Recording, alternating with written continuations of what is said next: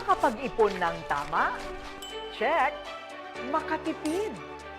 Check. Magkaroon ng tamang investments? Check.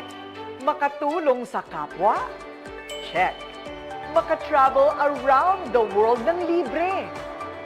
Check. Posible ang lahat ng yan sa IMG. Tuloy-tuloy lang tayo sa pagtulong at pag-abot ng ating mga pangarap. Sama-sama tayo sa 30M by 30 Agenda.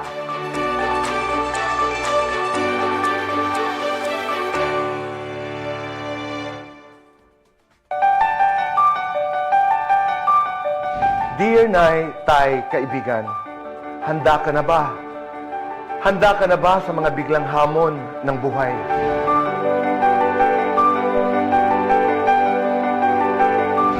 Hamon ng buhay sa iyo at sa iyong pamilya. Alam niyo, life is full of surprises. Kailangan maging matalino, wais at madiskarte tayo sa buhay. Lalo na kung ang pamilya natin ang nakasalalay sa lahat ng mga bagay na ating ginagawa. Nay, Tay, kaibigan, ang Manila Bankers Assurance ay tutulong sa iyo para ikaw ay laging handa sa lahat ng hamon sa buhay. In all of life's uncertainties, ika nga. Kaya naman, why don't you show your love by protecting your family today? Narito kami para sa iyo. Gagabayan ka namin. Laging handang magbigay ng aming pagmamahal. This is our love letter to you. Nagmamahal, Manila Bankers Assurance.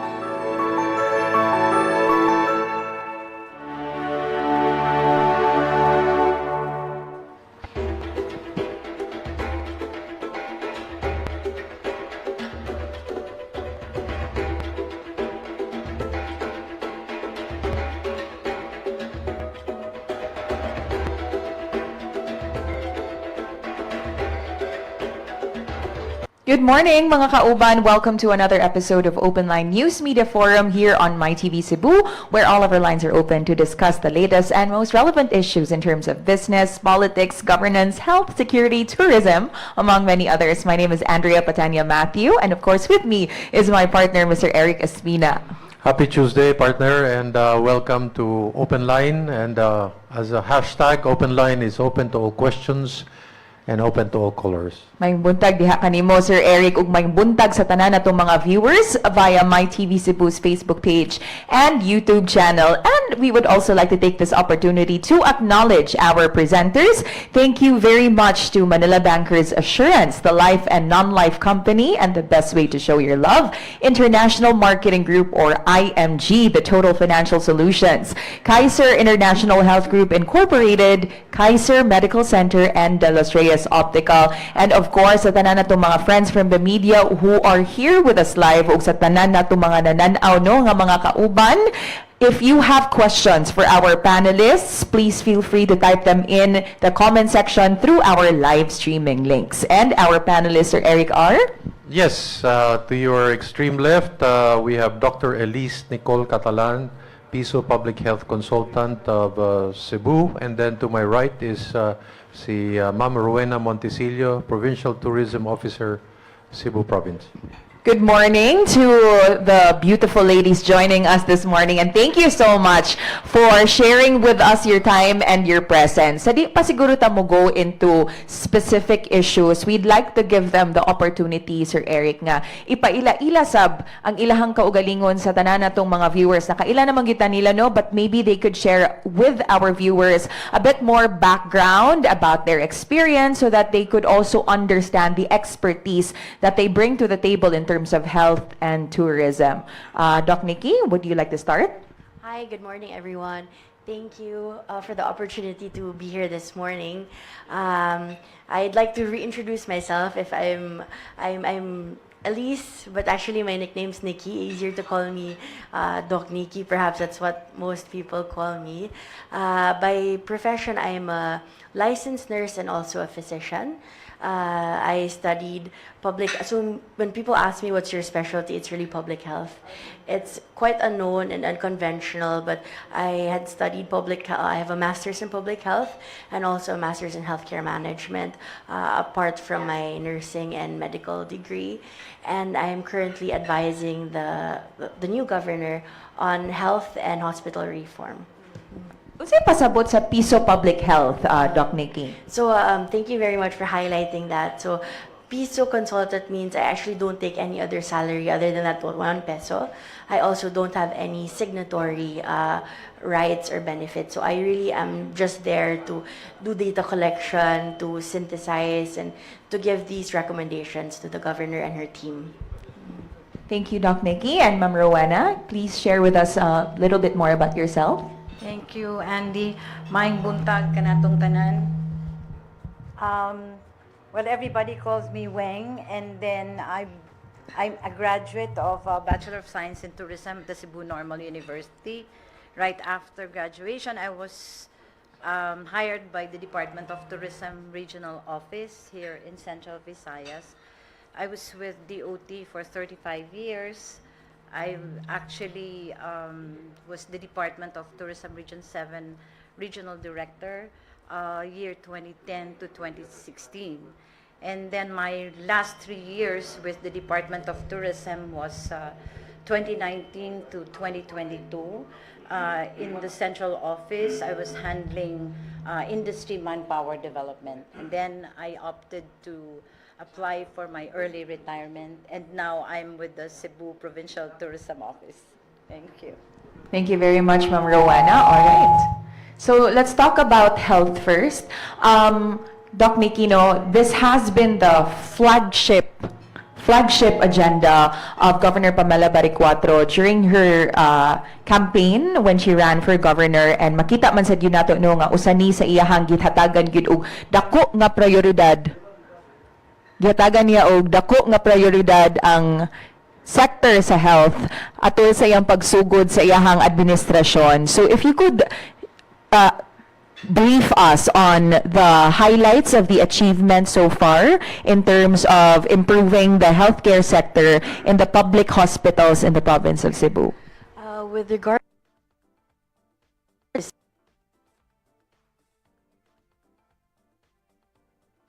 since the governor started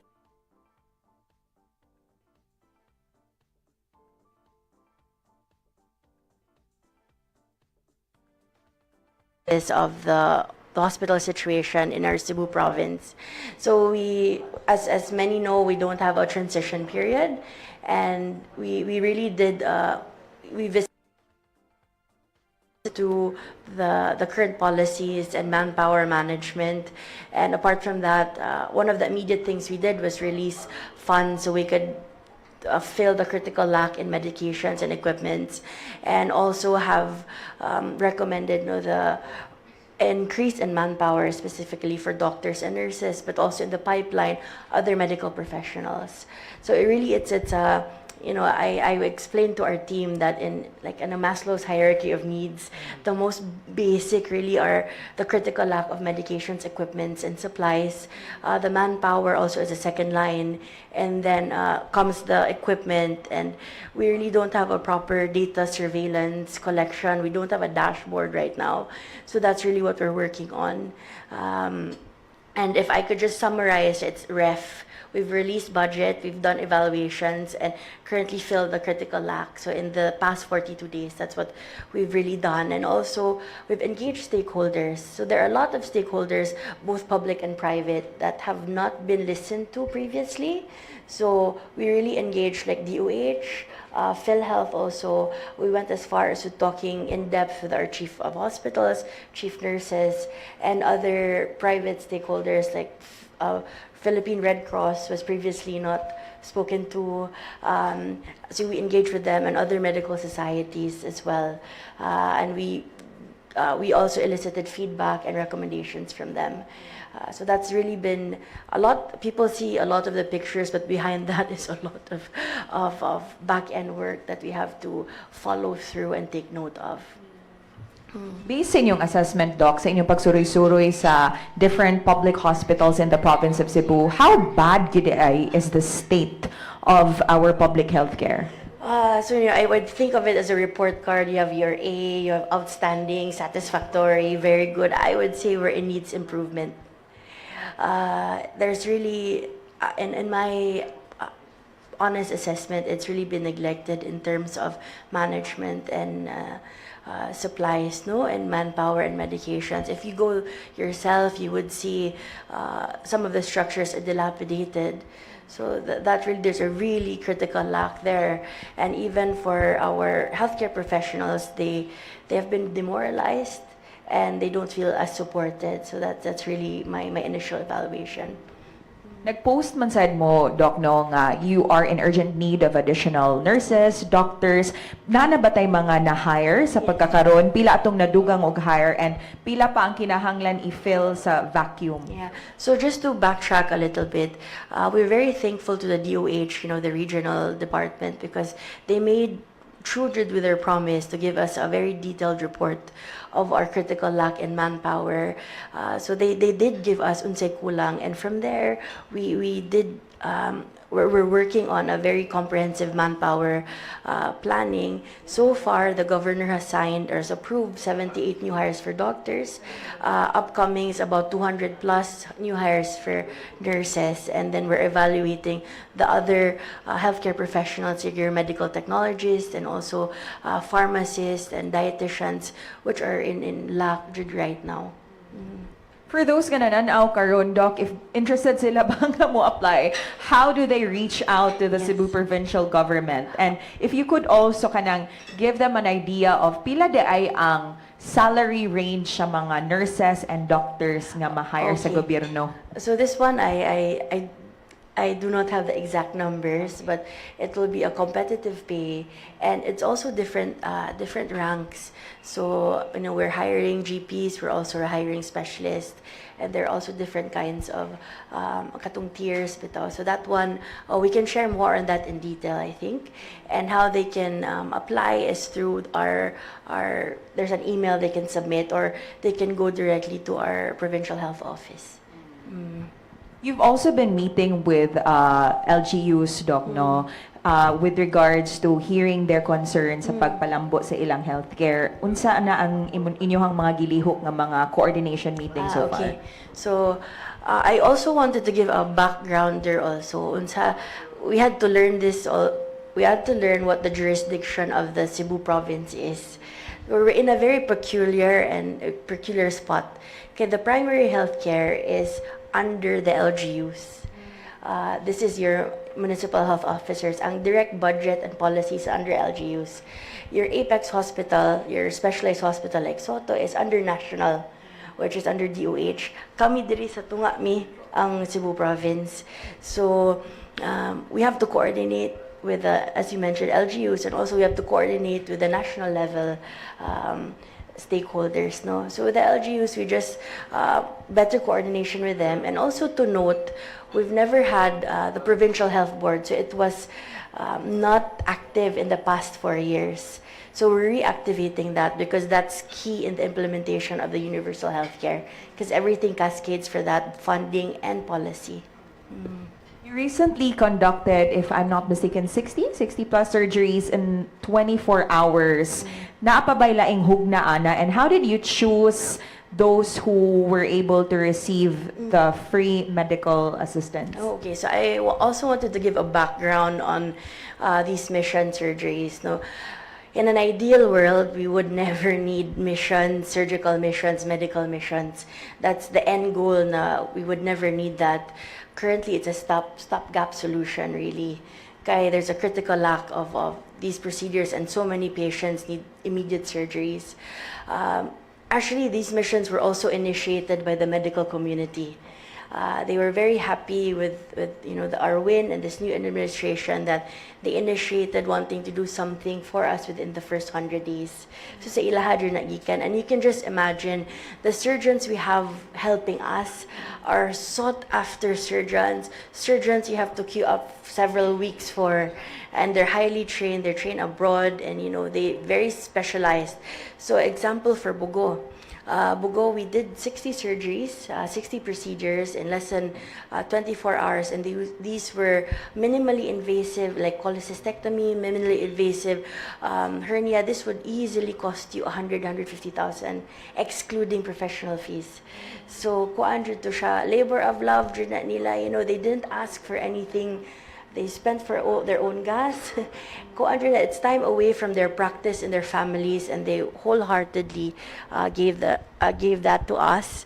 And upcoming, we have the whole month. We also have coming in Danao, in Balamban, and Karkar, which is under other group SAD. So it was Cebu Doctors and Sui Generis last weekend. Next weekend, it will be with UC Med and Chongwa. Combination, which Chongwa, to note, has not done missions like that in the past. So first time in nila.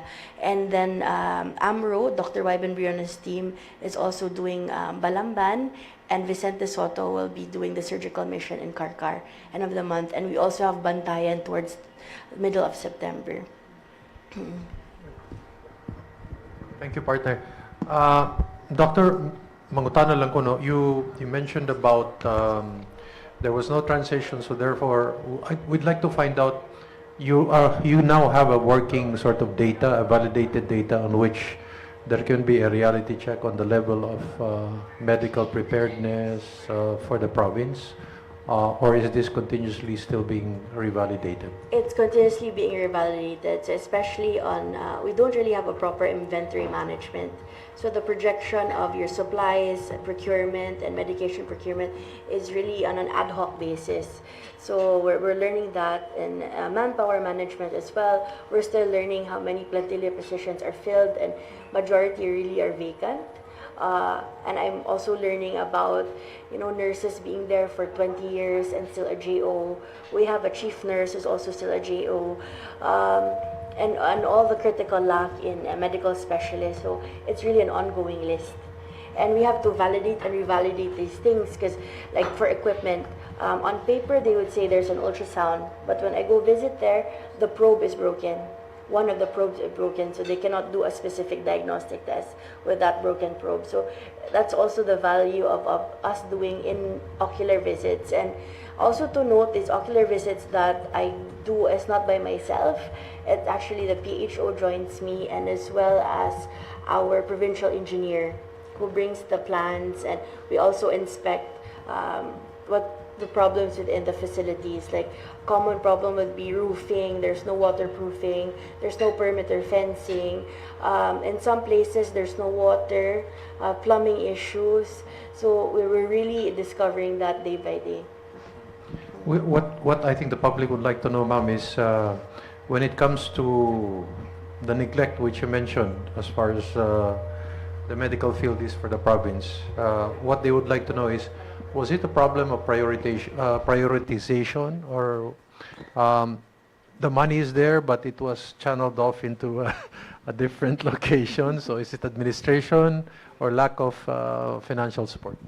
I think it's a combination of things. I would not like to pinpoint on one exact reason, but I think prioritization is one of them. It was not a primary focus, and also I think an understanding of the situation on the ground. I think the administration also needs to see what happens in real time, so maybe that's why they couldn't respond to it previously. Ma'am, to put legs and feet on what we're discussing, just for the public to understand, if there was a time lapse, how far back are we from the ideal end state of where the province of Cebu should be? It's hard to quantify that. It's very hard to quantify because it can work anyway. I would say, we're several years behind, and looking through, I just would like to benchmark, for example, Bohol. We had a coordination meeting with DOH, and actually our benchmark numbers and figures were a lot lower in Bohol than us. So in terms of data collection and how far we are with digitalization of some of our records and data collection, we're behind. So that's what I can say. We're lagging. We're lagging na. Give us a view of the dream of and the vision of Governor Pamela Baricuatro, ma'am. Where should Cebu province be in her term up to beyond 2028? Yeah. So she always goes by this, no Cebuano left behind.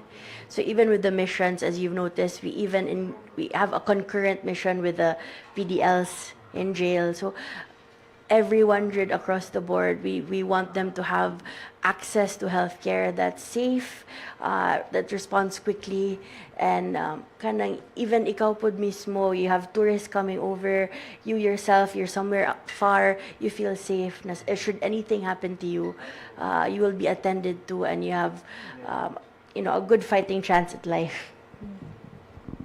Ma'am, I know I don't know if my information is correct, but you're one of the pillars suggesting for a sea ambulance and an air Yes, ambulance, which is yes. done in the U.S. also. How would you see this in the how would the matrix look like? So the sea ambulances and air ambulances is one of the mobilization, right?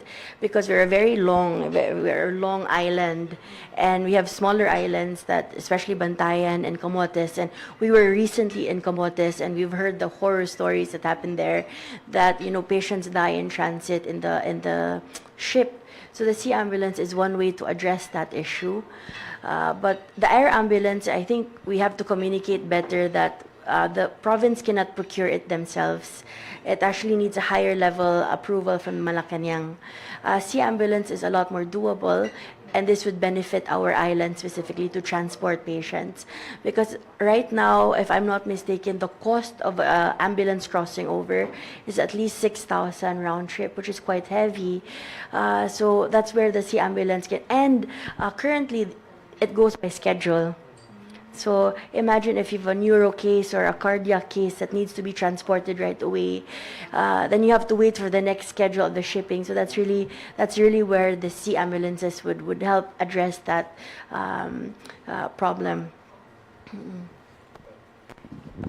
Doc Nikki, as a doctor, Doc Ba, how do you balance the interests of your colleagues in the healthcare profession versus the interests of the general public, especially kung dahil mga mag-post bitaw mga reklamo sa Facebook. Usually man gyud na akong kanang mamatay ang pasyente, niya daghan na kay sila grant about sa doctor or sa nurses nga wala giatiman. Yeah. So I've been fortunate. I think I didn't get to share earlier. I also worked in a public hospital. So in Cebu, I worked in CCMC. And Manila, I also worked in PGH. So I have that balance of working in a public hospital. And in my career, I've worked in the US and Singapore. So I also have that global perspective of what's ideal and what's done properly. So I have that internal balance. But in the setting of Cebu and in the Philippines, that's, I agree, it's very disproportionate na, and it's just reflective of a very broken system. So as with the national issue that's ongoing, with one of the politicians against a specialist, it's just reflective. We're living in a very broken, very fractured healthcare system, not just Cebu. And sadly, the frontliners or the doctors are the ones seen in front. So sila, they're really receiving the bulk of the hate and misunderstanding. But I always go back to, physicians became physicians for a reason. There's really that tiny or big part of them that's altruistic and want to help. And that really doesn't get highlighted with these cases. There's trial by social media, but you also understand, Kubler-Ross has that sense of grieving, that denial, anger, bargaining. People go through that hate and anger, especially when they lose someone. So it's really a balance na, doctors are really trying their best. Not all doctors also, there's some bad ones, but I would say majority are really, there to help and save lives. But you also understand in the public that's not medically trained, there's also a frustration that, especially when something bad happens, na your doctor's the first ones you see, that's why they get the hate of it. But I really hope that if we fix this system, and at least in Cebu part, we can attend to our public hospitals, fund it better, have better manpower, then somehow we can have a paradigm shift na really we're lifting it up and upgrading it as best. Are you part of the investigation team katong nag-handle sa car case, Doc? And would you happen to know if na-close na bagid ni siya nga kaso? So on our end, in the Cebu province, as I mentioned, the Cebu province's realm and jurisdiction is only within our hospitals. So in the primary health, wala mi labot. In the apex also, we don't have a direct jurisdiction with them. So on our end, we've completed our own investigation, but it's not conclusive with regards to the actual death because the patient expired in one of the national hospitals. Nato. But my recommendation for the governor has been there, especially augmenting our manpower and also specialists, because there was a critical lack of specialists, specifically obstetrician gynecologist, in our hospital also. So then that's where we are. Nahisgutan ni ang katong si ambulance o air ambulance gi-bring up ni Sir Eric, but we also receive reports nga bisan ang kaning ato ang mga regular nga mga ambulansya, Doc, daghang mga reklamo nga dili kuno pwede padaganon kay way gasolina, dili padaganon kung dili kuno kaabot og minimum number of 2 patients nga i-transport paingon sa city. How true is this and how are we trying to solve this issue? So there's very nuanced information to that, especially with ambulances. But I would just like to begin when Governor Pam started, her term, she actually increased the gas allowance for it. So the previous administration had brought it down to about 100 liters per ambulance per month. We're around that range. We upped it to mga 300 liters per ambulance per month. So that's one side, but the nuanced information is in the LGU level, there's different ways on how they deal with the ambulance. Nana sila in their local health board, they triage differently. So either ang municipio has their own ambulance, the hospital, our provincial hospital has also their own ambulance. So lahi na sila mutawag. Either kinsay mag-unaan na. So it might be na the ambulance is owned by the municipality, man mootoy walay gas or walay driver, but ma-generalize magud siya na ambulansya na wala. So it's also where the provincial health board will be critical because it can help set the policy and standards for the triaging of the ambulances. Partner, pangutana lang na ako, no? Kay na-mention yung ambulance, kanang na may standard siguro mamaning ambulance, and then niabot na gani sa punto na himo na lang medical transport, no? So, unsa man gyud angay nga naa sa usa ka ambulansya nga makatabang sa kuan ba yanong katawhan, ma'am? With regards to the equipment, sir, no? So ang basic dun na, there's basic equipment for stabilization and support. So fitted man jud na good, but more so than just the vehicle itself is also the availability of the drivers and their capacity also to bring forth. So kana ayuhunon pa jud na siya na coordination between the LGUs and the hospitals also. And this also points back to your ang referral system of where you triage and bring patients to. Thank you very much, Doc Mickey. Later on, our reporters will also have their own set of questions when we open the floor. But for now, Arina Sita from Health to Tourism. Hi, Ma'am Rowena. Ma'am Rowena, kamusta naman ang ato ang monitoring sa ato ang mga tourist arrivals so far? Well, right now, Andy, unfortunately, we have still the number is still not good. But we are very bullish. We are really looking forward to an increase until the end of the year. Not only specifically for the Korean market, but really as a whole, no? The top 10 market of Cebu is not doing well when it comes to numbers. And so, well, at least now regarding the report from the Department of Tourism, we still have the same flight number coming in from Korea. We still have 7 times a week. That's at least one or 7 flights a day, you know. But that's constant pa. So we are monitoring that specifically for the Koreans. And then, although we are getting some emerging markets as well. Switzerland is there, Russia is there also, and Italy and Spain. So we just need to, put our plans into implementation with now the organization of the Provincial Tourism Council, which started 2 weeks ago. Speaking of that, Ma'am Rowena, how do we see the reactivation of the council as an effective solution to help address these concerns?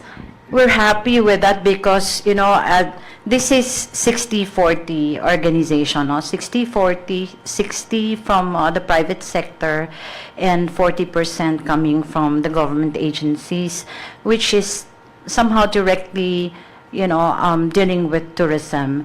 So this is an organization which can help the province decide, because these are the people on the ground, these are the tour operators, these are the businessmen who are really into tourism, no? And they know what is happening. They would be able to help us decide on which programs we think we should implement right away. So right away after the organization, the organizational meeting, we had already created the 5 committees. We have as co-chair Ms. Julie Alecrado Vargas of Maribago Blue Water, representing the private sector, and of course board member Red Duterte from the government side. So now we're planning to have the strategic planning workshop, which will now create the charter of each committee and then plan, no? For example, if it is about public-private partnership, then they do investment, they think of the investment for tourism in the province. And then there's, of course, the product development, which will assess all the towns, which products would they want to prioritize, and then do the marketing. And then the other one, the third one is for the manpower development. That is to capacitate our tourism frontliners. And the other one is for sustainability and safety and security. Ma'am Rowena, si Gov Pam has Yeah. been firm mangyud on her decision, no, nga dili na ipadayon ang Pasicarbo and Suroy-Suroy. Unsa ang ato ang himuon nga alternative nga mga kalihukan sa Cebu province to lure in the tourists to our province? We're setting aside that the Suroy-Suroy and Pasigarbo for now, because we are reprogramming it. No, for at least 6 years, the office of your provincial tourism office has not really been into other things outside festivals, no? Mainly Suroy-Suroy and Pasigarbo. Now we are retraining our tourism officers in the province. Mainly first and foremost, the Cebu Provincial Tourism Office staff, because they need to be refreshed on what the mandate of the office is. No, they were not into product development, they're not into marketing. Now we're doing our own budgeting, because they know what is it that the province should have? So what is it that we have to do for the other towns and the cities in the province? So we're doing that. We're retraining them, and then next one will be, of course, the tourism officers of the different towns. They're going to have their general assembly very soon. That's next week. Because there are new tourism officers after the election. No? So we are going to retrain them because these are the people who will help us on the ground in the towns. And right now, what they're busy with is doing the profiling of their towns, because we need to know the assets, no? The different new products as well of their towns, because it's not only the natural resources, but as well as what they do, what the people there would like to promote, no? Products like food and others. No, and then so after that, we train our frontliners. The funds will go into the cultural. We still will go on with the cultural activities of each town, of course, and then there's going to be funds for the training of the frontliners, and then which was never done before, at least for the past 6 years. And then of course the marketing, because Cebu has not joined for so long the marketing and promotion outside Cebu. Right now, we have submitted our recommendation on where to go. We want to join business missions outside the country, because this is how we deal with travel agents, no, to sell our country, or Cebu in particular.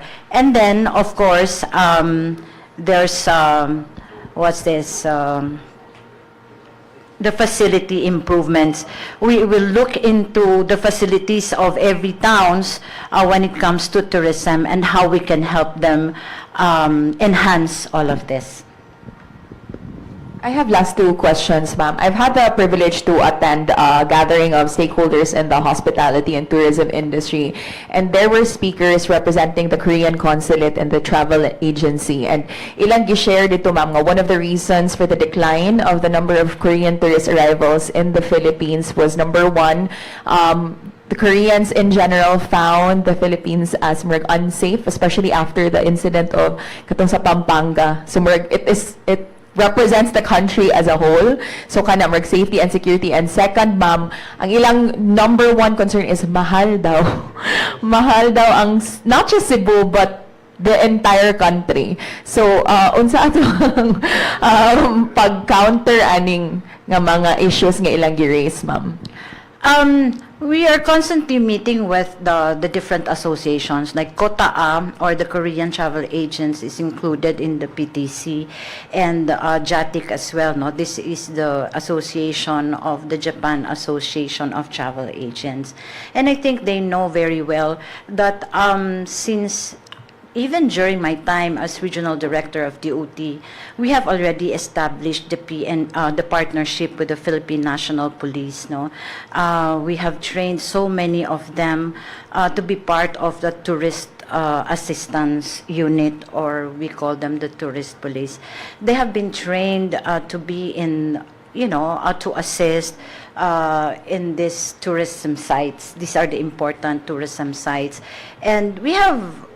I think that it's not only that, no. Ang safety, these are things that happen not only to the Korean market. This only not happen also in the Philippines, I think, and I disagree that we are really not safe. Majority of our tourists coming from Korea now has really differed from couples or honeymooners to families. So why would they bring in their families if they feel that it is not safe? Probably, siguro bisag kita, no, when we go, why don't you go? You're a Filipino. Why don't you go to Mindanao? There is that mura bitawg notion on, they say it's not safe, but it is something that happened only in Pampanga, not even in Cebu. There are direct flights coming to Cebu from Korea, and probably they just saw something else, which is the come on in other places as well. But we're trying to see and present more products which might be of interest to the market. Sa katong kuan ma'am, sa mga rates ma'am, like na yung mga Yeah. companies, like for example, katong mga bayad sa canyoneering or kanang mga fees, mga Yes. environmental fees, is this something that you're also going to look into ma'am, the Yes, but- affordability of the prices? Yes, of course, Andy, we would like to think that way na, syempre, we have to be competitive. We do understand that some of our businessmen would say, no, it's cheap, but we also listen to the tour operators, no? Because they are the ones selling the tour packages, and when it is costly, they would know. And so we would like to visit, of course, all the towns, like especially those which are offering mga adventure, no? Number one, the safety of the tourists. We would like to make sure that they are safe when it comes to the activity. And then like we are very happy that it is the priority now of the governor ang atong healthcare, because imagine if there are accidents there, no, sa ingana kalayo sa Alegria, Badyan or Dalaget, no, na wala tay mga ambulance nga makatabang dayon, no. So we do that ang what's this pagtabang nato sa ila sa karon is through training of the BLS, or the basic life saving for our guides in the communities. And we also would like to check on the rates, no, of course the prices that they have right now, but they're helping as well the province through the collection of their mga fees, which we hope will help also the healthcare program of the governor. My last question, Ma'am Rowena, is kaning about sa Pasigarbo, Ma'am Bata. Pasigarbo has played a role sa pag-determine sa atong mga contingents no, nga ipadala sa sinulog. Nasabutan na ninyo, Ma'am, like ang participation sa Cebu Province in collaboration with the Cebu City Government for the upcoming Sinulog 2026. Si Governor Pam has already mentioned to me, but we have not sat down really on how to participate, no, ang atong mga towns during the Sinulog, on how she's going to assist them when it comes to the funding. But definitely, that is in her plan, of course, that is included. We just have to sit down when it comes to the details of the participation.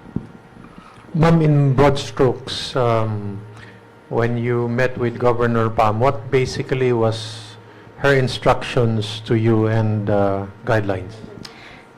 It's actually aligning with the Department of Tourism. That's first and foremost, because she wants an office which understands its mandate. She does not want that the office would only be used to, be event organizer. She wants them to know, to learn, and implement the true mandate of the office, and that is why we're doing that right now. When we say alignment to the Department of Tourism, that means we look into the priorities when it comes to products, of how to sell Cebu, and then second is the market. Which are the possible markets that we want to align also with the Department of Tourism, and then she wants to really create more community-based tourism enterprises, because when she saw and learned about the Boho Aluginsan activity, when she learned that it's the community no, ang mukita ana nga mga activities when you go there. She was very happy and said and instructed me, go and make more, organize more community-based tourism enterprises. And that is one of the priorities for 2026. Ma'am, it must be easier to be regional director of tourism because you can sell the entire region. In this case, you have to sell only one province. And in this time, you are now going to compete with the original area of responsibility which you were assigned to. So, if I might ask you, how would you sell Cebu province vis-a-vis the region or the entire country? You know, I realize it's more difficult to have one province because when you are with the Department of Tourism, you only think of, so these are all, you can sell the region as an adventure or as a beach area. But when in Cebu, you have 51 mayors who would want to be a destination, a tourism destination. So you really have to go and ask them, what are your priorities? Because it's not simply like, if having a falls or a river or whatever, no, adventure, you're a tourism destination already. You have to plan, no? How do you do it? How do you sell it? Now I realize it's more difficult when it is focused to one big province. You have very strong mayors. You have, and then one main problem actually right now is that having tourism officers that are only designated. That has been the challenge ever since. No, when the mayor is gone, you have a new tourism officer. You have to retrain the tourism officer because she doesn't know what she's doing. So that is the challenge now. But we're very happy that the few mayors that we have met have been very supportive, and so that's why we have to meet with them now. As soon as possible so that we can really put in place what we really want, no? Some are saying that, you know, we have to separate from the rest of the Philippines because some areas are having problems with safety and security, but we're not. So we're affected by all of that. So how do we do it? But we all have, the Cebu province already has everything. We have the beach, we have history, we have the churches, culture, the people, the festivals. So we have to put everything in place. So we want to know from our Tourism Council for the year 2026, how do we really sell Cebu? Then we start with that, and then we can always continue every year. I'll ask you, ma'am, a beauty contest question. Why would a tourist come to Cebu? And then that's one. Then number two, there was a time when Cebu was being sold as an island. It's as if it was disengaged and disjointed from the entire republic. But what is our approach this time? As I've said earlier, some of the PTC, well, that was during the organizational meeting. They said na maglahik na taoy because just like before, it's the island in the Pacific, if I'm not mistaken. That was the branding before, and somehow.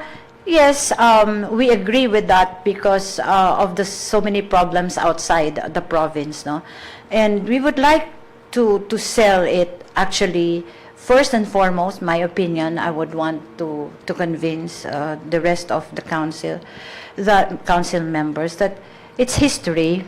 We are very rich in that. And then, of course, what else we can offer. If you will see the survey of tourists, they really come for our white sand beaches. That's why they're always in Boracay. Although in Boracay, they're getting less, I think, right now because of the problem on transfers, no? Kanimang mga turista, di sila gusto maglabang-labang, palit og ticket, labang na pod, balhin na pod, sakay na pod. So, in Cebu, We would want to have more warm bodies outside Lapu-Lapu City and Cebu City. A lot has been invested when it comes to infrastructure, hotels, restaurants, and everything in Cebu City and Mactan. We would like to envision the different towns having more investors when it comes to accommodation, so that people will stay more and longer in the different towns in Cebu, because we have so much to offer, and I believe that we are one place which is very safe for tourists. In comparative cost, because partner Andy mentioned about comparative cost, how do we fare out as far as Region 7 is concerned? And is there a particular province that's up and coming? Considering that somewhere in Mindanao, there's one area there where the cost of airplane is really quite horrendous, no, traveling to this area. So how do we handle those kinds of conundrums? When it comes to costs, Sir Eric, I think we are still not very expensive. Travel, of course, going from outside the country, the rest of the region, even in ASEAN, we're still okay, no? Even from coming from Manila, when we talk of domestic, for example, domestic tourists, people still come to Cebu because it is still affordable. But when you go to Davao, the part of Mindanao, it is from Manila, it is already very expensive. Even Iloilo is very expensive. We're supposed to join a convention tomorrow in Iloilo, and it's what, 10,000 airfare. So I said, "Oh my God, this is expensive from Cebu. We are only in the Visayas, no?" Yes, it's so expensive. So that's only the airfare. But what about the accommodation, no? And the flight schedules as well. I cannot understand the flight schedules leaving for Iloilo, for example, midnight, 2 o'clock or 4 o'clock in the morning, or very late in the evening. But Cebu has a lot of flights. We have the offerings actually are there. We are really naagid ta sa advantage good over other provinces. And of course, our partner, our little brother, Bohol, actually is also there, no? Pero we would also want to have the tourists stay longer here in Cebu rather than going to Bohol. Murabag gihimo lang ito tag transit area, and then they go to Bohol. But with their international airport now, they will be getting actually more tourists na gyud, international or foreign tourists, because they're opening their flights na. You mentioned about marketing. Are there other areas in the world where we should be strong on and to give emphasis for Cebu province? You mentioned Switzerland, Russia. Are there other countries, and Italy, of course? We're planning that since we're very strong in diving, we have a lot to offer. Australia also is one. We would like to present Cebu as a dive area. In Australia and as well as in Paris. We want to get the divers from that area as well. They travel a lot for scuba diving, and so that is one of the priority travel fair that we want to join next year.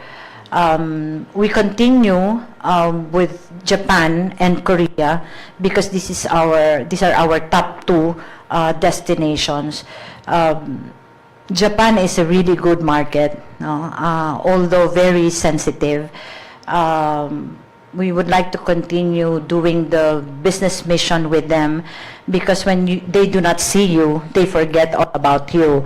So we continue that every year, hopefully, and as well as the Korean market. We would like to do Spain as well, but we cannot do everything in 1 year. So that's about it for next year. Final question, partner. Governor Pam is very sensitive about comfort rooms.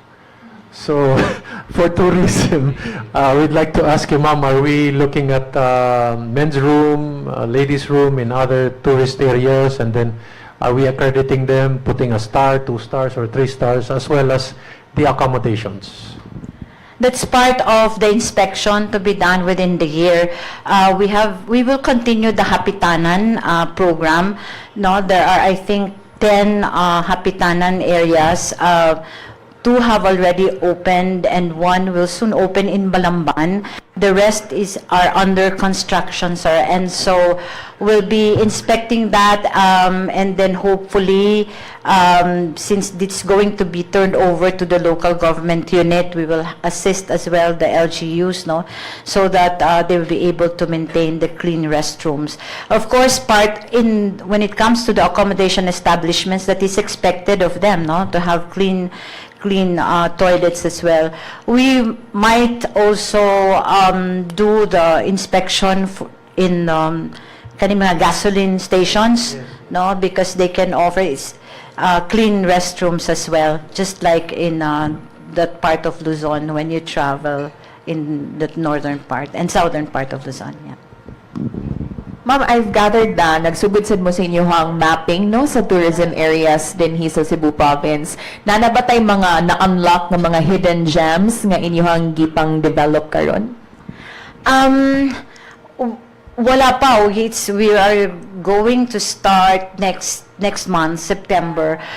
We only have visited Balamban just yet because of their organization as well sa Ilahang Municipal Tourism Council. But I am sure there will be a lot, like the mayor of Sambuan, Doc Calderon, already showed us his new destination, no, which will be part of his I think he's going to launch it next month.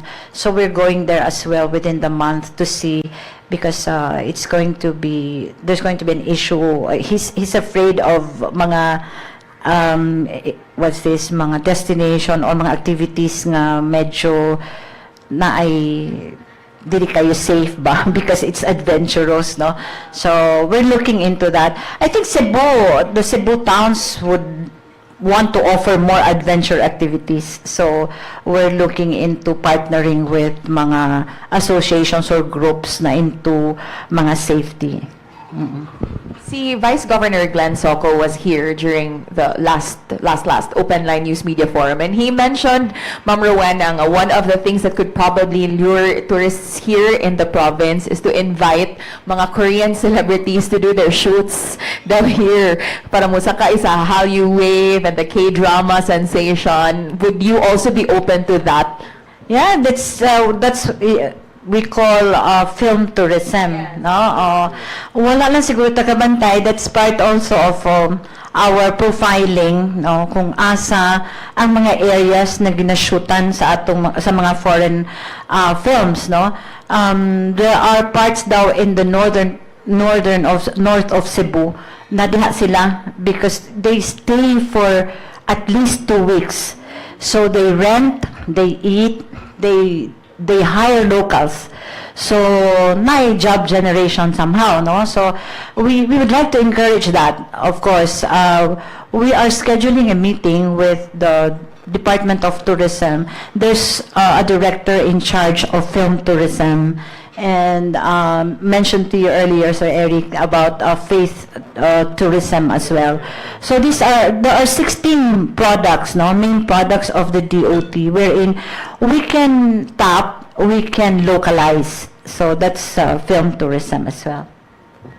Thank you, Ma'am Rowena. And now we will be opening the floor for questions for our friends from the media. But for now, we'll pause for a very short break for a few reminders from our partners.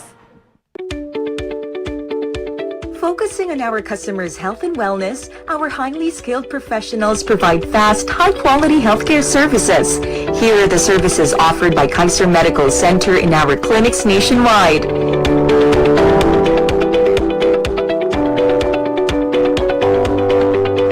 To provide you with the best customer experience, Kaiser focuses on convenience and flexibility with its 24/7 online access. Kaiser Medical Center, your partner in health and wellness. We come together to commit ourselves passionately to our 30M by 30 campaign, with the aim to create 30 million financially educated families by the year 2030. Let's inspire and be inspired, learn and grow, and make a difference in the lives of many Filipino families.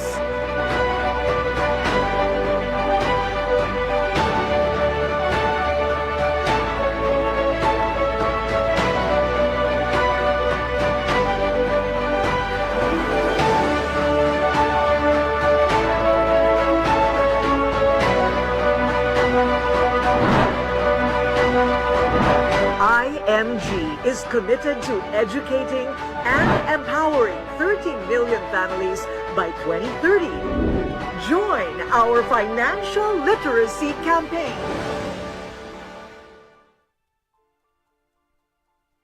And we're back here at Open Line News Media Forum, and this time, mangutana na sa patong mga kauban sa buhat. Please don't forget to introduce yourself. Si Nonoy Parcon, nagalagad sa Sibianan sa DYRF Radio Persa. Ari ko kang Dr. Nick, ang nilay resolusyon sa Junta Provincial kagahapon, ang Don Mariano Jesus Cuenco, nga ilang himuog level 1 to Provincial Hospital.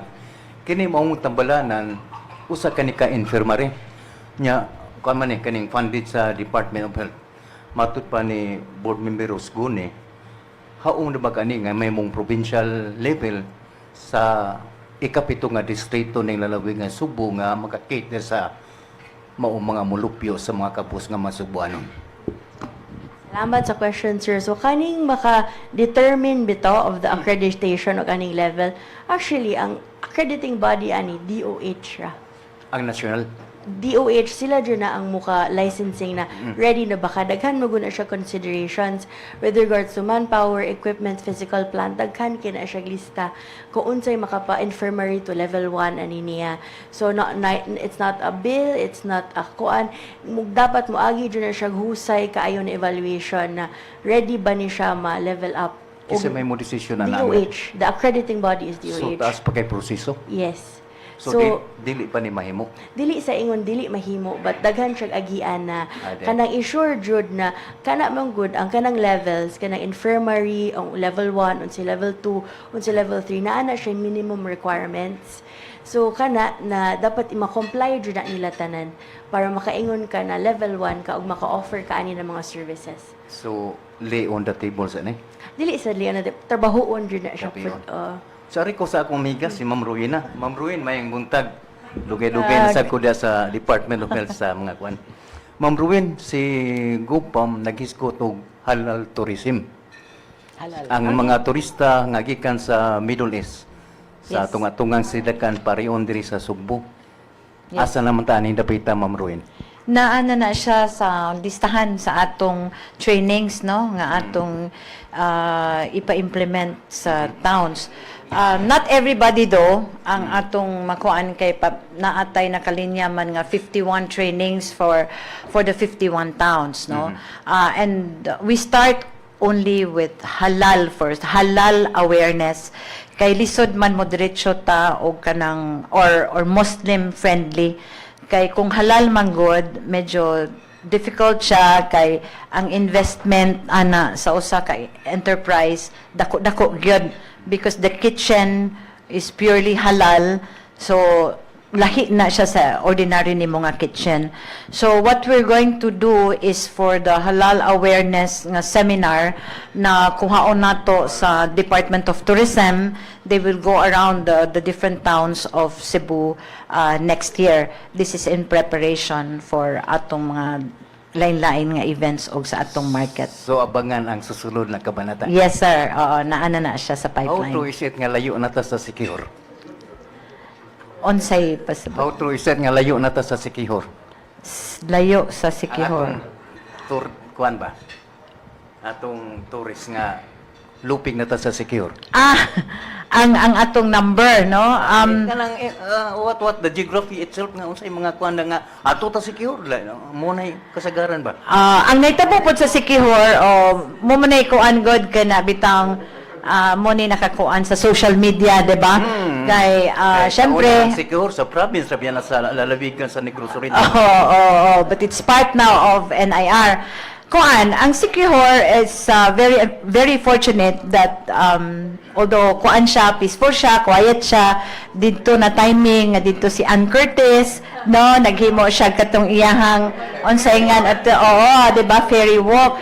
So si Ann Curtis, a vlogger, an actress, nag-post siya adto without knowing na ang iyang millions of followers maura gid po ala adto na to kay dito si Ann Curtis, no. So this is one of the kuan gid nga murag makaingon ta ba nga fortunate si Sikihor nga nabisita siya ni kuan, pero karon nagproblema na pod sila kay di naman sad sila maka-entertain sa tanang mga to dito kay they do not have enough rooms for all these stories, so nasad sila yung problema. So mo na siya, no, we have to prepare para sa atong So mga in turista. conclusion and reflection, di ta magpalupit. Dili ta magpalupid. Oh. Mas daghan man tang adtuanan.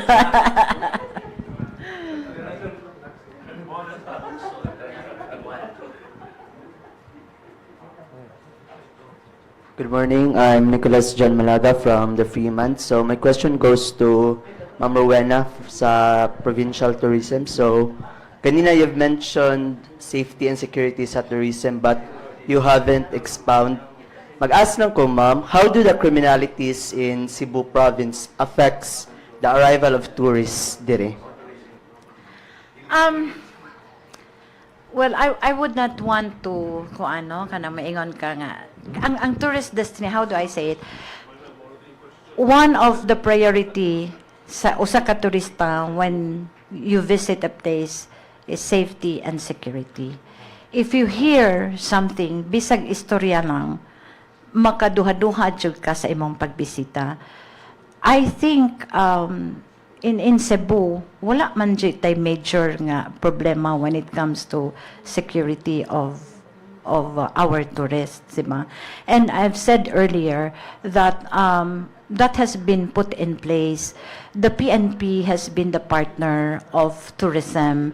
Even in the province, we know that there nag-exist na siya ang atong mga tourist police. We will just have to visit because the MOU of the Department of Tourism and the PNP mentions na once na-train sila, adto gid sila sa tourist areas. But the problem is, i-pull out na pod sila, adto na pod sila balik sa ilang mother unit. So it's the same problem ba, nga magbalik-balik bitaw pareha sa atong mga tourism officers nga mawala na pod kay 3 years ra, i-train na pod, ingon ana. But I think to be fair, no, to our police authorities, sa atong mga security authorities ba, na they're doing their job and they're always there to help. It's just that siguro dili lang makasustain ba, no, ang atong mga police nga assigned.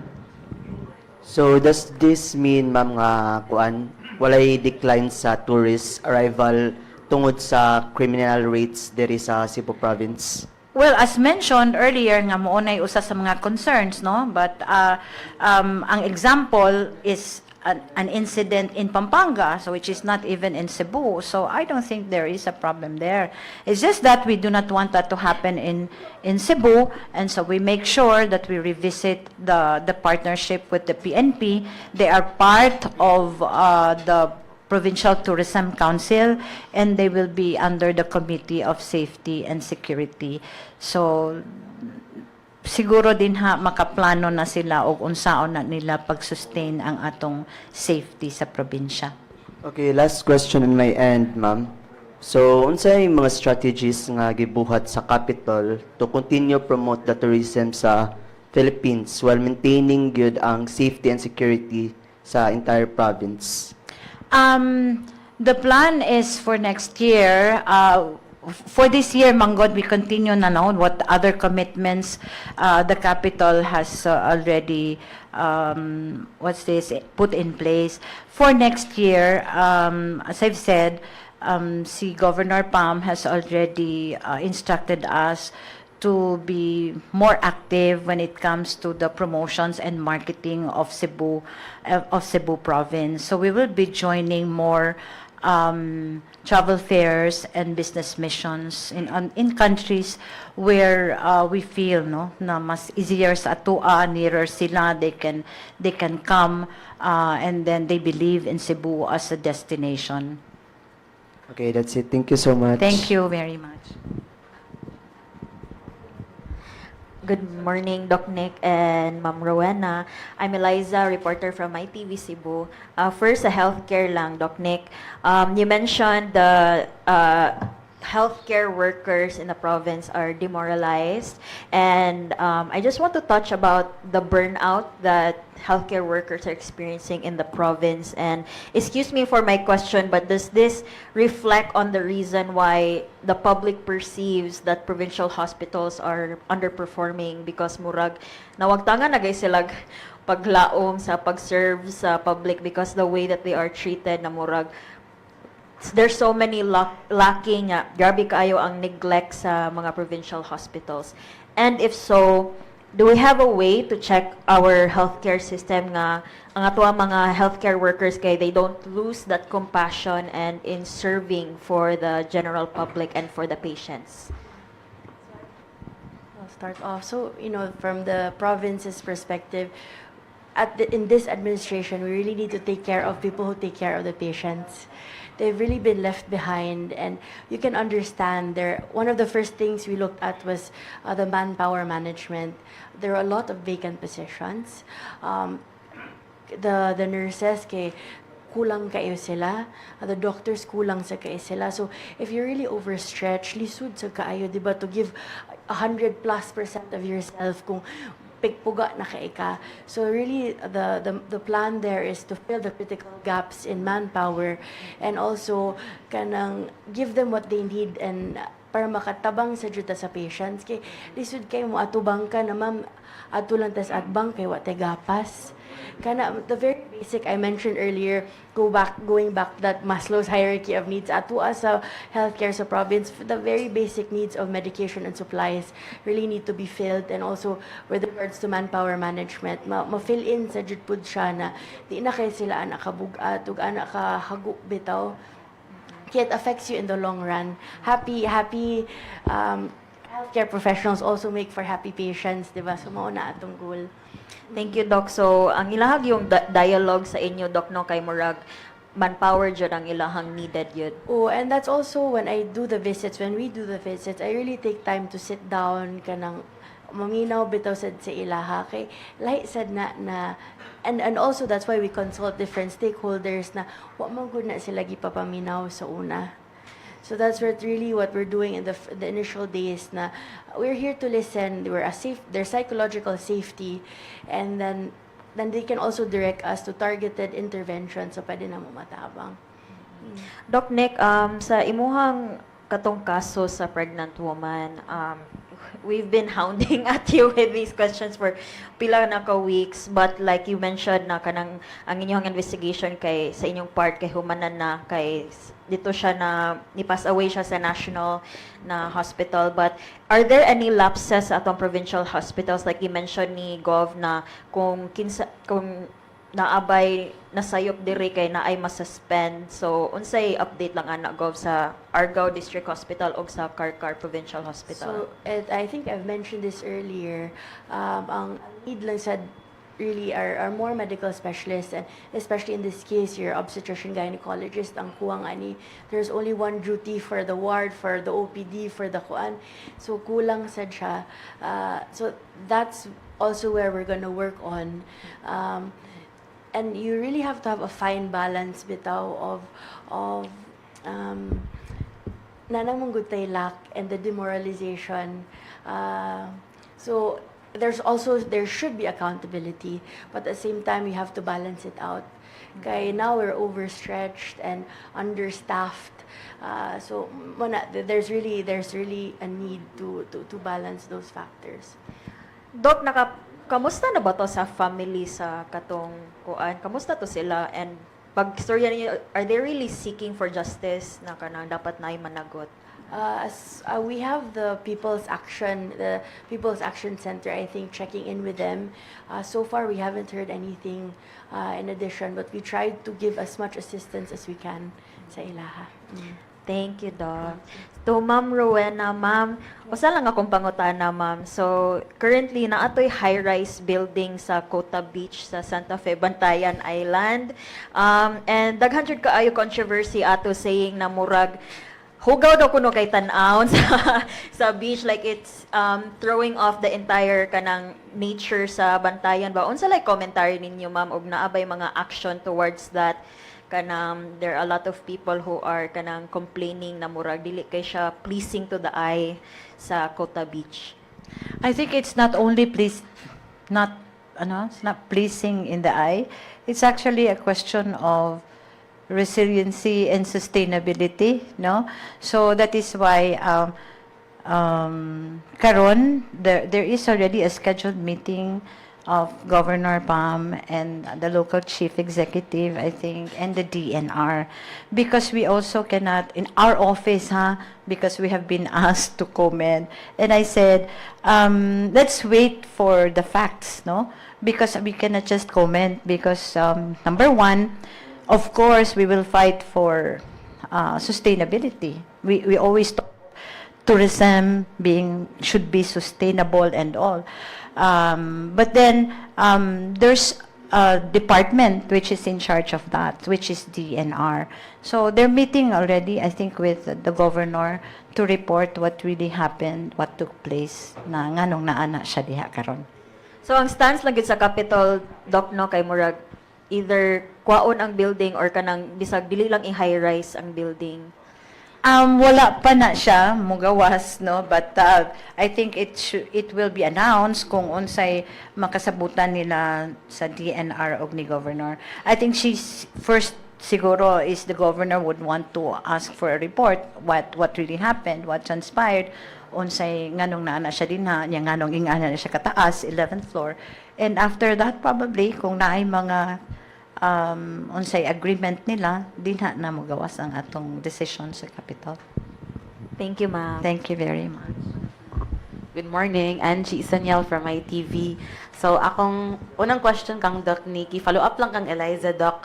To clarify lang, so, no suspension or expulsion sa bisag kinsa nga doctor or medical expert sa mga hospital sa Karkar o sa Argao katong nahitabo sa Namabtos. As consultant, Yes. I can only speak for myself. So, for now, from my end, no recommendation, but it's really up to the governor and her team. So that's as far as I can share. Okay. Related gihapon sa public health, I know nga daghang efforts na gihimo karon sa start sa administration ni Gov, but ang common nga pangutana sa katawhan makahatag ba tag timeline or target date nga murag makita or ma-feel na sa mga sugbuanan nga there's really change. Kay karon man gud sige sila po nabagoy na usab pila na kabuwan, but when inyong target, Doc, like next year, end of this year nga naanay klaro kayo nga changes when it comes to public. So change it could be subjective, objective, diba? And just to reiterate, we're on day 42. And I think on day 40, we've achieved daghan na ta na with the mission specifically. So with regards to being felt, it will definitely take a while.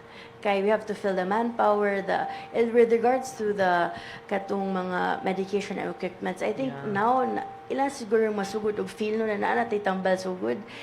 When the missions we sent people home with take home medications for free, and even with those surgeries, it's just to kick off and to give the strong message na we're really serious about giving this change. And last question siguro, Doc, about mental health.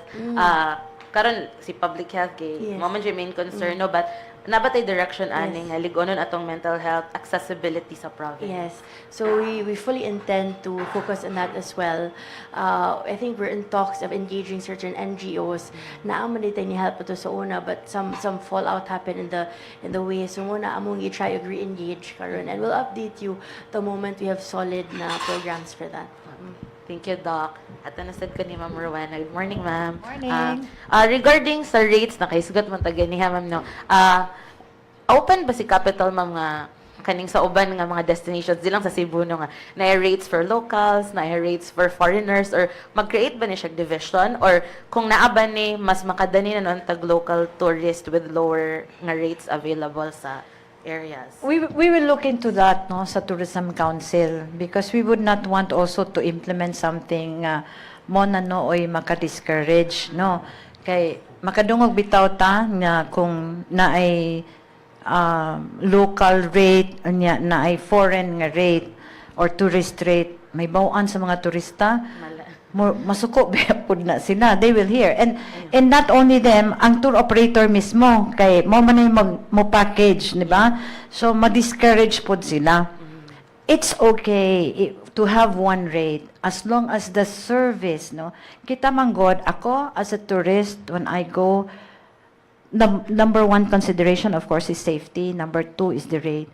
Whatever I can afford because it's my murag savings magura nako but kung moadto ka dito magturista ka, di ba? So as long as you afford, but then bisag taas-taas na siya nga rate basta ang expectation nimo sa service ug unsay gibutang dinha sa brochure or sa kanang gi-commit nila nga klase nga room moupod ang imuhang makita ba ma-feel nimo mura ba og kanang wala ka ma-short change, then that is okay.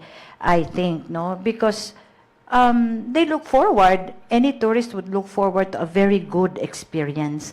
Ang experience, manggod na. So once na naa sila'y wa makita sa ilang gibayran, alkansi gani, bisag gamay, gubot jod, magkagubot. So I think that is what we want to do no in the whole province na atong i-train not only ang atong mga frontliners nga mo atubang, also the management. Because dili lang kay, sige lang tagkahig ba, sige ginansya ta, pero one time rabitaw. So, muna hopefully they will be able to understand that. Okay. I would like also to touch about katong faith tourism and kaning mas sustainable nato nga tourism because I believe mga back in 2018 katong si Vice Gov magpala iya man pud ning gi-push si faith tourism. So karon bang panahon na ma'am do you think daghan paghihapon gid og tourist nga willing to come to Cebu to visit kaning mga simbahan nato og other places? Oh yes, I believe so because ang Cebu manggod ma-attached history niya, old churches, old buildings like the Capitol. It is now open. Not everybody knows na the Capitol is open as well to tourists, no? Makakita ka because that was built during the American era. So now the tour operators are selling it, no? So just like that, kaning compare nimo ang atong churches is very important, especially for those na mga religious good, no? They always look for that. The senior citizen is actually growing in numbers. And when they do travel, they always look for churches. Importante gyud kay ang churches. So that is why we have to make sure that we have a separate na itinerary which is good for the senior citizen, and not only that, ang kanapong sa religious i-attach na to sa ilaha. Yes. Sa sustainable sad nga tourism, have we revisited mga existing cooperatives? Kumusta sad sila sa ilahang pag-operate aning like sa Aluginsan, I believe cooperative sila sa Bantayan sa Mangrove Cooperative man sa ang nagpadagan. So improving ba sila ma'am or nag-need na sila karon og support from the province? Ang atong mga community-based tourism enterprises just like Boho, I think they really are well aware now, no, in Aluginsan and even in Dalaget. Dito na si Mayor namo nga ma'am unsaon na mo ang kanang unsay tawag ani kanang Osmeña Peak para syempre bisitahon pero unsaon na to pag-sustain. I think they're very open to that, no? It's just a matter of putting everything in place, natay manpower, di man gud pwede nga kanang ang probinsya, ang capital mo kuan, no? So kita igo ra gid ta magmutabang pod nila on how they should run it. So we will also ask professionals to teach them, no, and then to guide them. So mo na atong buhaton, open man sila. We're hoping na it will not be difficult especially for those already operating kanang mga canyoneering, especially kanang mga adventure. Yeah. Thank you, ma'am. Thank you. Good morning to the panel and to the trolls. Nga nagtanaw karon. Okay, just kidding. Muna ko ni Doc Nikki, I just in lang I would like to get your reaction. Si Kongresista Duke Frasco ni apelar nga to ni Cebu Governor Pamela Baricuatro and the Provincial Board to support House Bill number 3313 sa pag-upgrade na sa Cebu Provincial Hospital in Danao City. Just to give a background, kung galing mahimo ng balaod ang pag-upgrade sa tambalanan dito sa Danao, it is under jurisdiction of DOH, allowing national funding to cover its operations and easing the financial burden on the provincial government. As the pro bono health consultant and the daughter of the governor, what are your thoughts aning hangyo ni Kongresista Frasco? I'd just like to reiterate that hospitals can be upgraded without house bills. So, and also, Congressman Duke, we have yet to hear official communication from you. So everything so far we've read is through social media. Renationalization of hospitals is a very big topic. And I think on the Cebu province perspective, we're very capable of upgrading hospitals. We've done so previously also without requiring house bills. So the question is why now? Where is official communication? We'd like to have a dialogue should he really need to speak to us. But at the end of the capital, at least makaya ra nga ma-upgrade ang Yes. tambalanan with the capacity of funding and everything. Precisely. So we're very thankful to the DOHR led, the licensing team, because they've really given us a guide of how we can upgrade these hospitals and what the critical lacks is that we have to fill in. They've already gone as far as updating us which ones we can easily upgrade from infirmary to level 1. So naana dyan ay guide, mabuhat na nato. And we have also partners from the private sectors more than willing to help assist in that upgrading as well. So is it really necessary? That's a question. And as far as we know, all we hear is from social media pa. Okay. Ari ko sa kaning mga katong the past the medical mission nga grabe no, whopping 12 million pesos nga kantidad sa libre nga operations.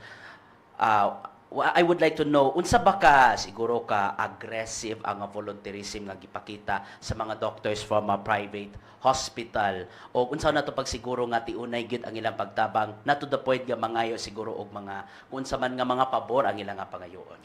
So doctors no kinasing-kasing dyan na ilang tabang nato. And as you know, and going back to history, the medical community in Cebu was previously shunned and shamed.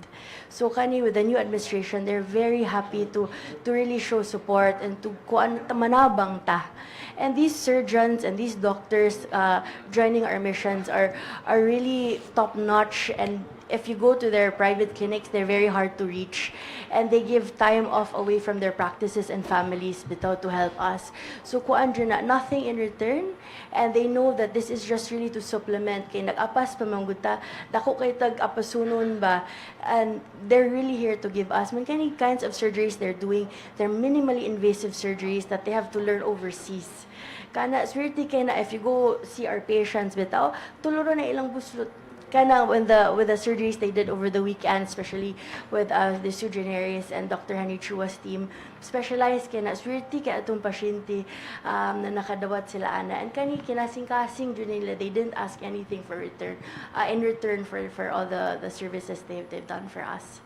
Man, they're also willing. So, kani said we're hoping that they can help us more regularly bitaw, and they can see na our ORs are capable of doing these surgeries. So hopefully mo piso consultants at sila in our provincial hospitals. Thank you so much, Doc Nikki. Ani ko ni Ma'am Rowena. I know you mentioned kaganiha nga padayon pa ang inyo ang tourism mapping, padayon sab ang inyo ang inventory sa mga LGUs in terms of mga ikadalit sa turismo. Base sa mamahimong kaning resulta from the inventory and kung unsa man ang ma-discover sa LGU, unsa na to pag-market or ang mamahimong strategy para mas mapakusog pa ang turismo sa Subo and to gain more foreign tourist arrivals, would it be as aggressive as, like for example, katong parehas gibuhat sa Vietnam, unsay paagi nato ani for the emerging tourist destinations, ma'am? Dako kay matabang ang atong profiling because that is how we will know kung unsay priorities pod sa kada town, no? Because the different towns will have different offerings, okay? But of course, inventory nato ang proseso is for the Tourism Council now to be able to decide kung unsa man gyud ang mas dako nato nga offering para mo nay atong ipagawas nga branding ron atong marketing strategy. But what we also see in addition to what we can offer natural or what products we have in the towns is also the incentives that we can give to our tourists, because once they come, no, per my experience when I joined business missions abroad, is that the tour operators will ask you, when I bring 50 people there, warm bodies in your town or in your province, what do I get out of that? No? So when I was with, for example, in the Department of Tourism, per grupo, per 100 or whatever, tapatan jud na nato og unsay atong ikahatag nila. You know, the mere lay reception in the airport is very important to them. Mura na sila ana og mahugyaw na sila anang tagaan og lay. Labaw na og mas dako ilang, for example, no, these are simple incentives. For example, lay reception in the airport, airport assistance, they do not bring their luggages, automatic na ana say mualsa dito, or for example a group of kaning atong mga dancers nga mo welcome sa grupo depending on how big. So the incentives that we plan with the Tourism Council will be part of the strategy as well. Okay, last lang from my end. I made mention from Governor Baricuatro sa nang-agi mga simana nga mga punto nga gigahin, especially from the Suri-Suri Sugbo and the Pasigar po sa Sugbo, ato na i-reallocate para sa mga infrastructure programs related to tourism. So would you share to us kung unsa man nga mga siguro mga tourism-related infrastructure nga mapatuman o mahimon or mahimoon sa LGUs, ma'am? When we talk of infrastructure, it will really mean a lot of funding, no? Although limited og funds to tourism, but what we are seeing when I went, for example, in Balamban, I think it would be a priority to have proper signages aside from, of course, the rest areas. That's why we want to have that maintained, and ang mga roads. The roads, of course, we will recommend to the Department of Tourism because they have a project kanang gitawag nila nga TRIP, Tourism Road Infrastructure Program with the DPWH. We continue to work on that and have that funded. Ang mere nga kanibitawng asa ka padong left and right, asa ka kanang mga proper signages sa tourist sites, usa sad siguro na sa atong priority kay di ta gusto nga not all tourists manggod na ay tour operator, na travel agent nga mo guide nila, nga guided sila, no, na uban that they do it on their own. So the proper signages would be very important. Thank you so much. Thank you.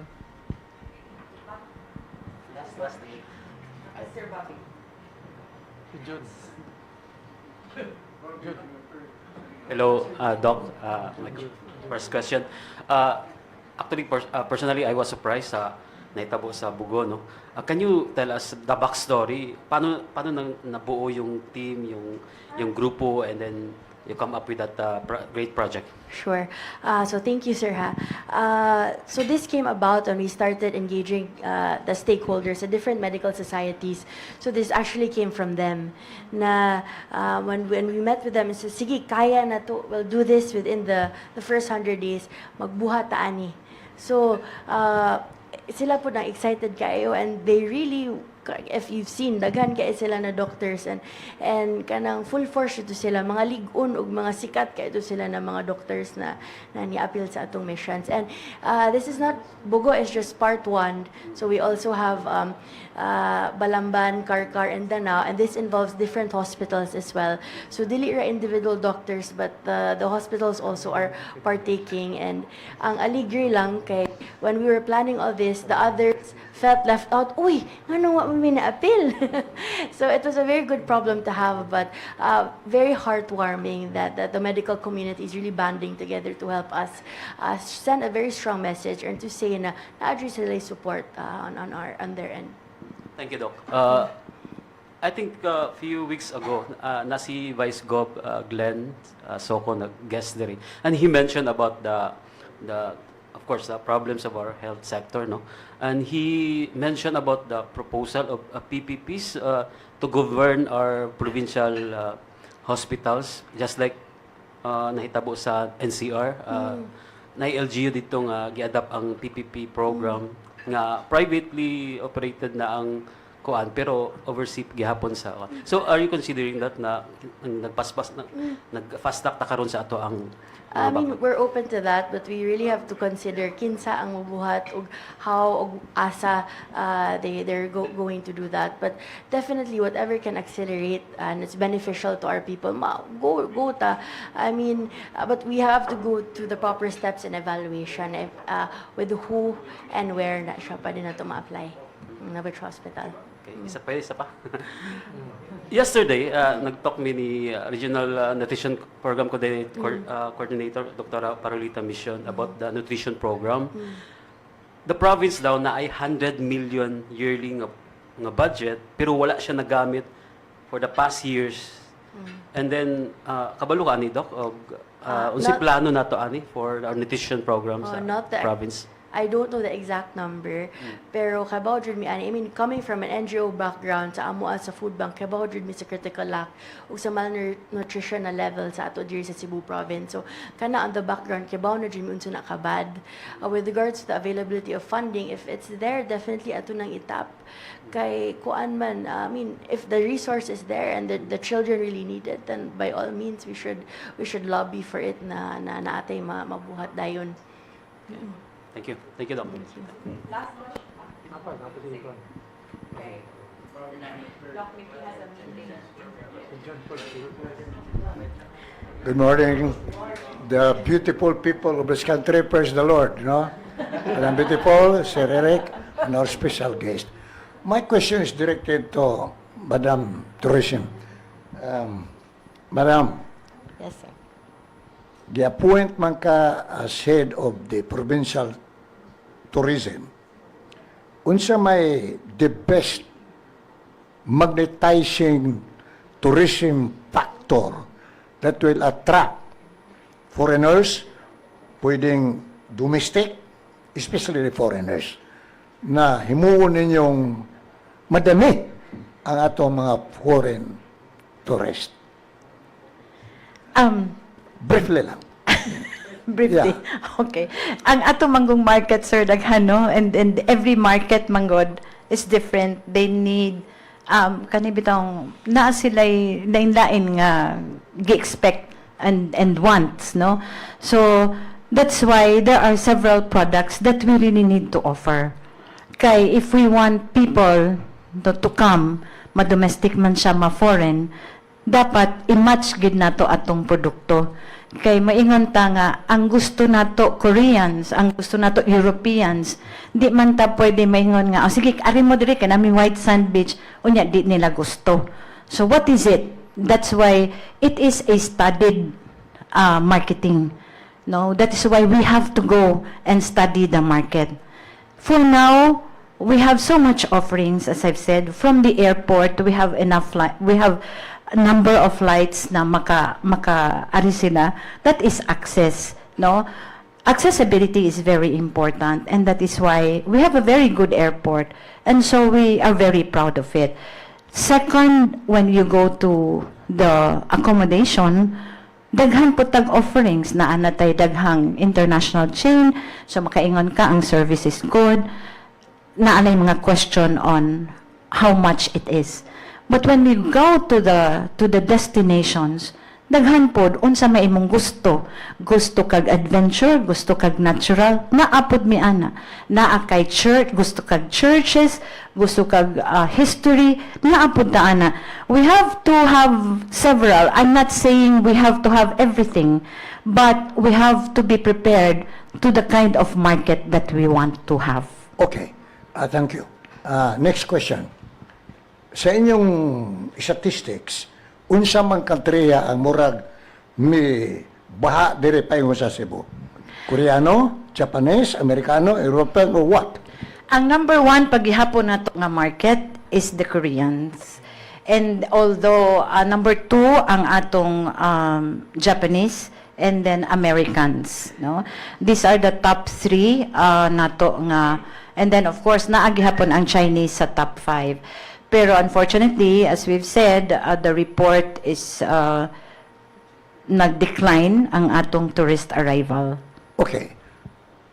According to another report, the Rocky Island of Secure, dagkan na sila mga tourist, Bohol, even Negros Oriental.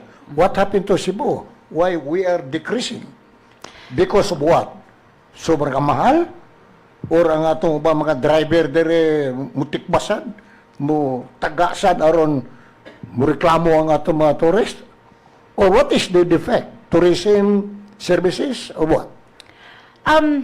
I would say, sir, that was asked already, no, earlier, ang question about Siquijor. Kanang they are very fortunate to have kanang a vlogger who was able to stay there for a while, onya daghan siyang followers, gusto sila maka-experience iyang gibuhat ngadto. But then I would say na we are hopeful, no, na ang flights manggod, for example, specifically sa Korea, naaman gihapon siya every day. So that is why wala naman siya mo decrease, nimbalik naman ang frequency niya. So we are still hopeful na mo increase ni siya until the end of the year. Of course, we are islands man, province of Bohol, Siquijor, Negros Oriental. We're trying to compete. Dili ta ingon nga nagsige tag-away, pero we're competing for tourists, no? Si Bohol gusto siya na siya iyahang international airport para direkta na niya kay lisod kayo moagi pag Cebu, expensive kaayo. So every local government unit or province would want to have access good. Kay number one man gyud na, as a tourist, you do not want to waste time when you want to see a destination. So daghan tag offerings nga probably wala po dito sa uban, naapod sila offerings ang Siquijor nga wala po dinhi. Ato po silang tagaan o bahin sa turista, no? But of course, we cannot be mura bitaw complacent, no? Na gusto ta nga naata because we have the airport nga nung kinahanglan man mo adto sila dito, kinahanglan mo stay at least sila dinhi, mo ka stay pagod sila dinhi overnight at least. Okay. You are just the beginning. You have just started your work, so you are forgiven. And we hope and pray that under your stewardship, with the guidance of our beloved governor, Yes. na momento ta dire. Ari ko dire, Doktora, Madam, first, congratulations for your splendid kanang action sa pagtuman sa inyong mga gibuhat sa during election time. Congratulations. One question. Unsa may inyong unhuna anang gihimo ni Congressman Prasco na murag overtake siya na himuon tong Danao na second level. Murag kana bang itawag gibaksautan ang inyong plano. With your respect, you know. That's my last question. Thank you, ma'am. Thank you, sir. I think I've previously answered this question na ganina, I think before you arrived probably. So I did mention hospitals can be upgraded upgraded without the need of a House bill. And the province side, kung ato ning tinud-unon, matrabaho man dyan na nato. But I agree, there was no dialogue done previously before all these social media posts, which we would have appreciated. But we're open to a dialogue with him should he be really serious about this step. Mao lang na akong matubag. Good morning. Sa ilo ang katapusan ni Ginia. Ari ko na una ni Doc Nicole. Doc, ang observation ba is diha na ta ang healthcare system sa probinsya during sa time ni former Governor Junjun Davide. No? Napahimutang niya ang mga infirmary hospital na level 1, ang level 1 na level 2. Unfortunately, pag bano sa sunod nga administration, medyo na usab wa mahatagi og priority. Karon nga kamong mao na inaaron diha sa Kapitolyo, Doc Nicole, nakakita na mo sa problema or maybe part sa problema, no? Hangtod karon kay almost 2 months pa man mo, no, sa inyong mga tungdanan. Ma'am, doon na ba mo'y timeline nga kini mabawi ni ninyo ang kadtong nausik nga panahon nga ni murag ni us-us ang atong healthcare system sa probinsya. Doon na ba mo'y timeline na ma'am? Kano sa amo makabawi ana nga mapalambo ninyo, mabalik ninyo or mapalabuan pa to ninyo ang Davide nga panahon, Doc Nicole? Salamat, Sir Berg. Ikatulunan yung pangutana sa timeline. Adi, unsay kuan ninyo, ma'am, nga unsa mo kapaspas, unsa kalisod ang inyong kuan karon? Ako lisod, it's very difficult to peg it on a certain timeline, no? But there's different ways to measure change. Ang feeling sa tao na nagtrabaho dito, ang feeling sa pasyente abot nila, kung unsay mga kind of kaso na atong matagad in our hospital. So it's different levels of changes, different objective, subjective means to measure that. So I think the immediate target is the first 100 days na naadyo ma-feel ang tao. In the long run, we really work towards a reform na mas mudako na jud sad ang salig sa tao sa pag-adto nila og public hospital. So mo na among makuha. Di lang ko ganan mo peg jud og certain time kay it's better to kanang ansa na overperform and kaysa mo under-deliver ka. So I think that's where our stand is. Nakahire na ang province og mga bag-o nga mga doktor, ma'am, no? Unsay sunod ani mo? So kuan na siya, sir, sa manpower management nato. The doctors come first, but concurrently nangita na tag mga nurses and also other staff like atong mga radtech, medtechs, atong mga dentists, mga pharmacists, kana sad sila og all the auxiliary staff na atong kinanglan, mga aides pod. We're also exploring kana mga underboard pathways na wa pa sila kabasa board or padung pa sila mutik na they can probably work with us also. So kana all in the pipeline na siya kay critical kay ang manpower aning pag-ayo na to sa atong healthcare system.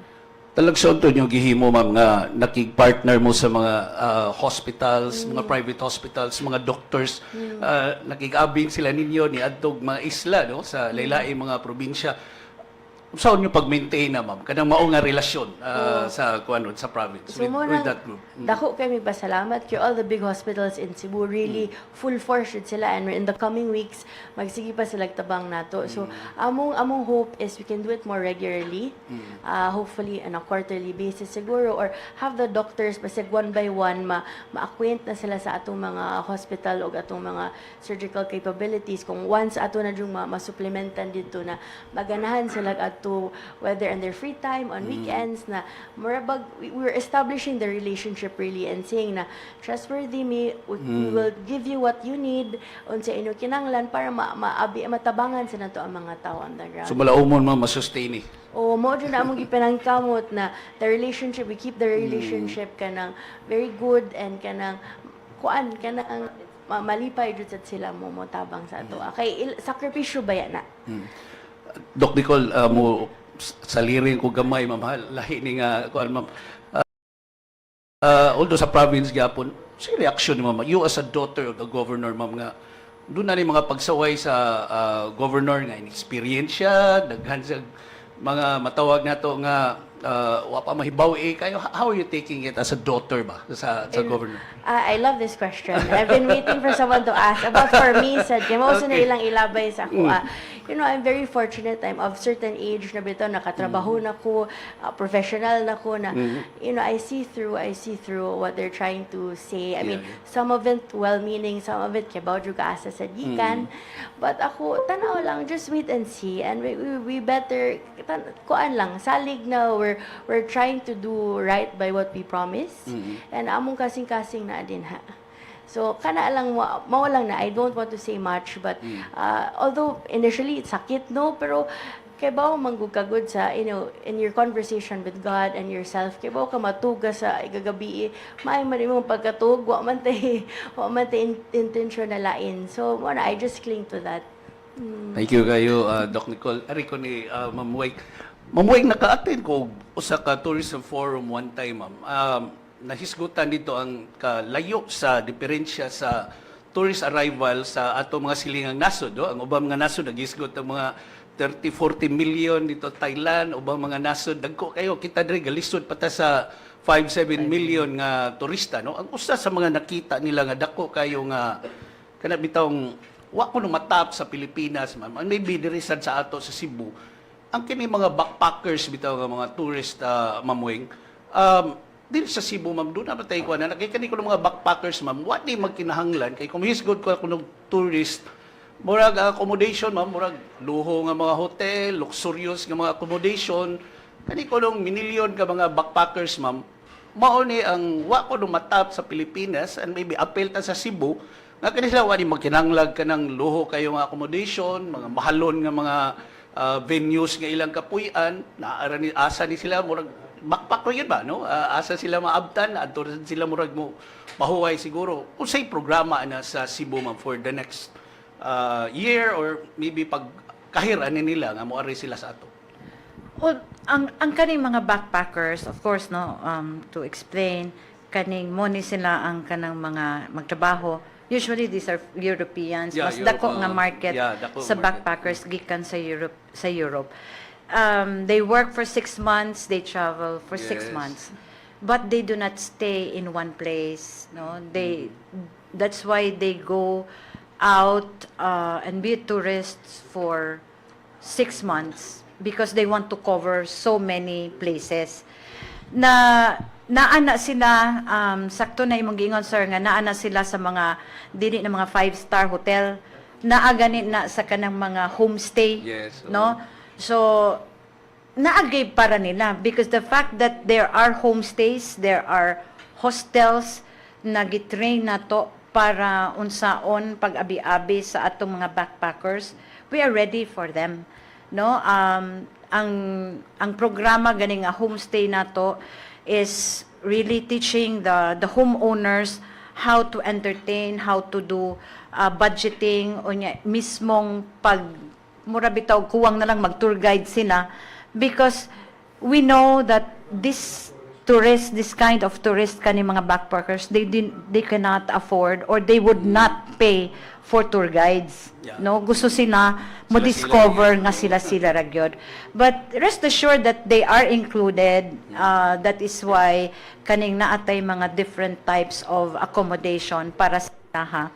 And then there are information offices wherein pwede sila makaduol para matabangan pod sila. So naa na ni ang atong murag infrastructure para ani nila, ma'am. In place na siya sa kada town because there are tourism officers kada town nato, natay information centers. We have the provincial capital.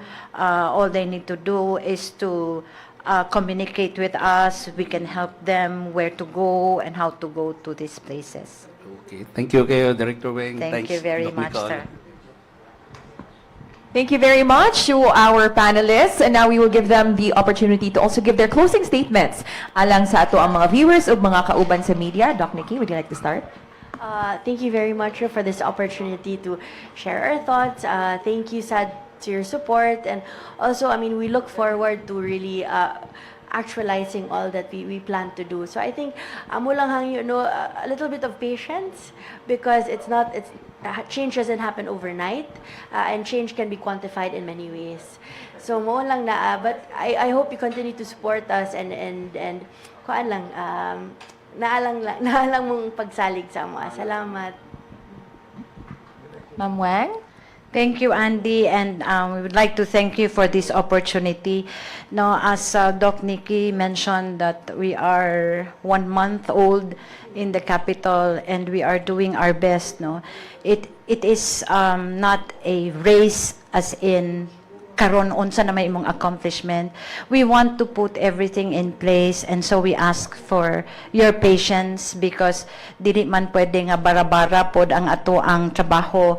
So we want everything transparent for all the constituents of the province, and so it might take time, but rest assured that we are working hard to, you know, to hit the goal or the objective of the province when it comes to health and tourism. Daghang salamat. Daghang salamat at pakpakan si Doc Nikki and si Ma'am Rowena.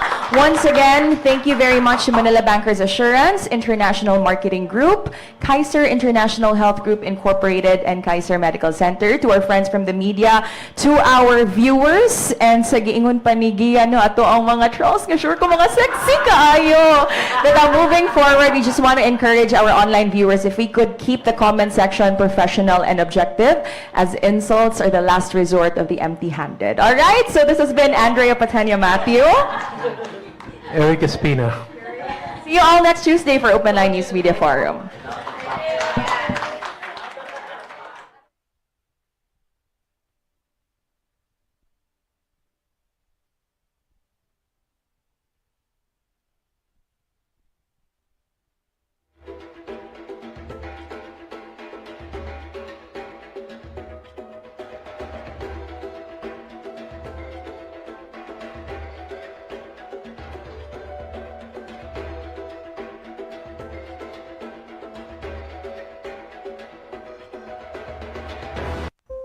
Secure your life, empower your family's future with Fidelity Life.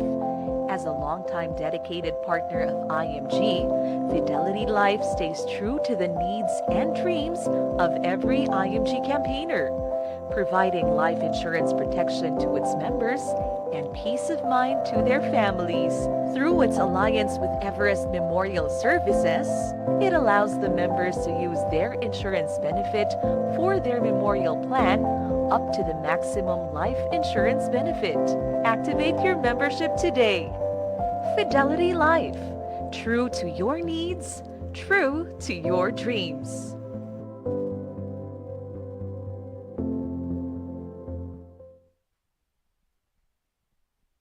The IMG Auto Program.